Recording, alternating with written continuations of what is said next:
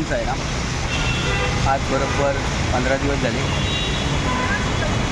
BMCतर्फे आणि हायकोर्टाकडनं आदेश आल्यामुळे BMC ती आदेश पाळत आहे की फेरीवाल्यांना रस्त्यावर लावायला द्यायचं नाही. ते एवढंच लायसन असल्यामुळे एवढंच आम्ही धंदा लावत आहोत. आज 15 दिवस झाले.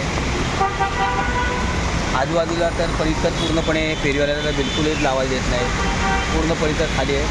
पाहू शकता तुम्ही गाडी BMC उभी आहे.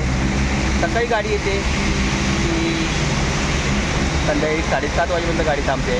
असे 15 दिवस झालेले आहेत. पण ह्या 15 दिवसामध्ये कुठच्याही राजकीय पक्षांनी दखल घेतलेली नाही आहे.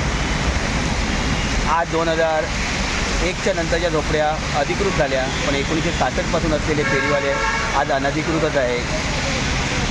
आज हायकोर्टाने आदेश दिला आणि हायकोर्टाचा आदेश आज BMC पाळत आहे.